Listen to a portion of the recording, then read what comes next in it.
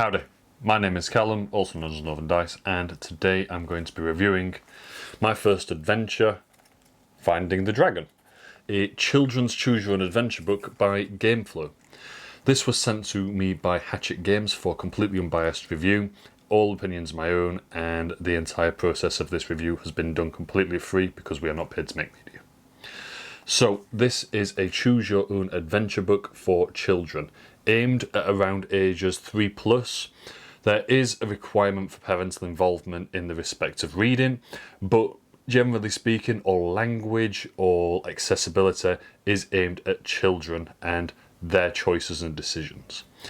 So, if we just have a look at the actual elements of it, and I crack it open to this very first page, you get almost like what I'd call the parent page, which is straight away just the explanation of everything.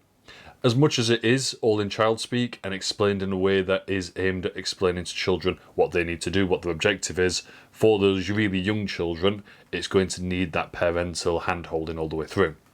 You've also got these discs, which can be rotated to show different items, which character you've chosen, or even, if things go wrong, what they call boo-boos. And these are, again, really integral to the story, but might need that parental involvement to make sure everything is done correctly. First thing that a child does is pick which character they want to play as, and there are 3 characters. You've got a female warrior, you've got a cat thief, and you have got a male mage. And then from that, it is just a choose-your-own book with 3 options in every single one. And the way that the game works is you read the narrative and then you would choose which of the options you'd like to take. And depending on which one you take, so an example, if on the very first page we decide to ask the miller for help, it tells you to turn 1 page. And then it'll ask you questions and give you conditions or choices. And depending on which one you choose, you'll turn 1 page or 2 pages. The book does take about 15-20 minutes to read. If it was completely child-led, it may take a bit longer. But here is a bit of footage of my son, who is 3 years old, and his mum engaging with the book and discovering the different elements of it. You live in a pretty little village on the edge of a wood, but today is no ordinary day. Today you're setting out on an adventure. Today you're going to adopt a dragon. To find the dragon, you'll have to face many dangers. You need to get ready, and what better than a wee tour of the village? How will you go about this? So, shall we ask the miller for help, search the abandoned barn, or steal a map from the old map maker? Map maker. Steal a map? Okay. You sure? You quietly approach the house of an old map maker who's having a nap in front of his front door. It's not going to be easy to sneak in without waking him. Are you Sashay the thief? The thief? If yes, turn page 1. If no, turn 2 pages. Turn 2 pages. We're going to turn 2 pages. We're not the thief. We're not the thief? No? No. The small path crossing the wetland? Yeah. Yeah? You're slowly making your way through the wetland when the tinkling of a bell behind you draws your attention. You turn round to find yourself face to face with a large bear ram who's staring at you with a furious look on his face. Do you want to scare it off by shouting, or fall down and pretend you're dead? You died. Pretend you're dead. Okay, so we turn 2 pages. Ready? 1, 2. You roll onto the ground and stay put, trying not to giggle. You hear a voice. It's the old shepherd who's calling for his bear ram and shaking his stick covered with bells. The shepherd takes a bell from his stick. Here, take this bell with you. It'll stop my bear rams from growling at you. You thank him and go. Add the bell to the yellow disc and you turn 1 page to continue. So we need to add a bell to here. Can we find the bell? There it is. Yeah. So we need to turn 1 page. Yeah. So you look at the starry sky for a long time. How vast and beautiful it is. You notice a constellation of the dragon, and the penny drops. These are the stars you have to follow. You set off eagerly, and the stars guide you to the heart of the maze. Turn 2 pages to continue your adventure. Can you turn 2? One. This one. Big one. Now, the main question of this from a parent perspective is it any good? And the story's alright. I mean, as an adult, for me, adopting a dragon seems quite fantastical, and I like Dungeons and Dragons. Someone has mentioned dragon, I'm going to assume that you're going to be going out and slaying it. The entire premise of this is that you're going out to adopt a dragon. You're finding the dragon to try and adopt him. Everything is done in that really friendly manner. All of the actions that you take are very non-threatening. There's very little risk in anything that happens. There are some accidents that happen, not in the sense that you get hurt, but maybe things go a bit wrong or you get caught by someone trying to do something. And there is that risk consequence or forward planning needed, which for children, I'd say probably 5 upwards, is probably going to be there.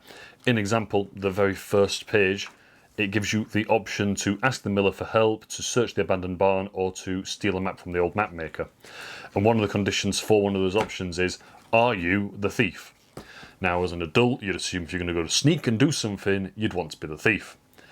It's that then weighing it up on what is the consequence, what is my character good at. And it is good for helping children forward plan. But with my son in particular, as you probably saw from the video, it's not exactly a lot of forward planning. It was more which option sounds the most fun, sounds the coolest. But that worked, and he really still enjoyed the story because that's what he wanted it for. He wanted the entire story to be a narrative. It was less an activity in a game for him, and more of an opportunity to read a story with someone that was going to be different every time. And if that's the outcome that the child wants, that's perfect. And the book does a fantastic job of that. As something to actually engage with and interact with, that's when you need someone who's got a bit more knowledge and understanding of how the world works. That's not to say that it isn't for young children, but I'd probably say that just from that aspect alone, it's probably going to be aimed more at 4, 5, 6, 7-year-olds even. Beyond that, it does seem a little bit younger, but realistically, it's an activity game that you're meant to share, for me, in my opinion, and that's just because of the experience I've had with it. From my child's perspective, as I've said, the actual fact that he gets a story that's different every time is a really big thing for him, because then it's exciting. That we haven't actually had an outcome yet where he's managed to adopt the dragon. Every single time, the dragon has either just swatted him away or sent him on his way, patted him on his head and said, off you go. It does encourage you to have another go. There's no actual elements of risk. It does add a little bit of tension. There's some funny moments in it, which my son laughed at for a very long time. But as an adult playing it, it wasn't something that I would pick up and choose to read myself, unless I did just want that perfect outcome. And in all honesty, getting that perfect outcome is a bit trickier than you'd anticipate. It's not one that you can just assume the outcomes based on the character you pick, or assume what you need to do based on the items you've gathered, which I think is quite good. Because then it does mean that there is not only that element of luck, but also you need to maybe know what's happened in the book previous, as your previous adventures have gone. So there is that replayability factor in there as well. Because if you played it once and got the best outcome, chances are you'd be put off playing it again, because you know that you can't beat what you've already had. For component quality, the book is outstanding. It comes as this big bound, really thick cardboard. The spinners are really well made. It is, I don't want to say childproof, because I know that with a good bit of time, any child could tear anything apart.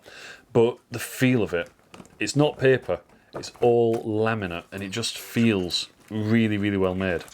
And the fact that there's always 3 options, and always options inside of that, means that you've got these pages that split out. So you've almost got thirds of pages that come out. And when that part of the adventure's done, the entire page turns, which I think is really good. The actual quality of the artwork is really lovely as well. Just from that scene alone, it's very, very child-friendly, very gentle, quite cartoony, but also when you do get to those elements that maybe are a little bit more, supposed to impose a little bit of emotion, a bit of worry in there, even then it's still that very gentle, it's just a big bear and he just looks a little bit grumpy. And if you make the wrong decision, nothing bad happens. He sort of just chases you off. Boo-boos occur when you do things that are incorrect, or maybe your character tries to climb up the wall of a maze and slips and lands on the bottom, so you get a boo-boo. And it all does interact in a really nice way, because those spinners change, and you need certain things on certain spinners to get certain outcomes or to be able to interact in the right way. And I think because of that, the fact that the spinners are so easy to move and everything's so bold, is there's a lot of symbols in there. Even in the text, when it refers to, an example, the hammer is there as a picture as well. So then it has got that accessibility for younger children. So they don't necessarily need to be able to read. You can say, have we got the hammer? Point to the picture, say what colours it in. It encourages colour recognition as well, just completely off the bat. So I think there's a lot of quality in the actual production value, but also in the artwork as well. It is really lovely and gentle and quite gorgeous, actually. As I've already said, for replayability, there are lots of different outcomes from the game, and each character has a different specific outcome for the best outcome. The wizard is going to be better at doing certain things, which is going to get them certain items. The thief's going to be much better at sneaking, which will allow them to get certain items. And it's not like only one character can win and adopt the dragon at the end. Any of them can, but it means your adventure is going to be different every time, and it's going to force you to use a different tactic or path if you were to choose a different character on the second time. And I think that works really well in the game's favour, because it means that even if you do get that perfect outcome the first time, you've then got two other characters to play with. And again, I'm just going to go back to that point that I made. The fact that it's a unique story every time means that it's constantly replayable for young children. Children who love books, who love engaging with books, who love just looking at pictures, are going to really adore this. But again, it is then that age thing. I'd say this book is ideal for 3 to 5 year old when reading with an adult or someone who wants to engage in the text with them.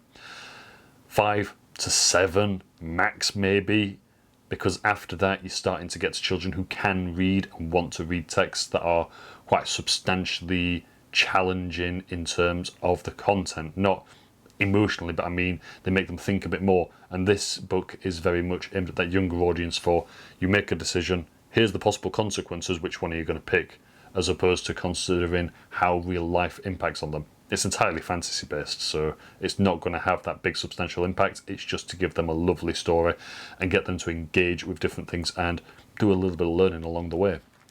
Would I recommend it? I think I would. I think I genuinely would. This is a really lovely little book.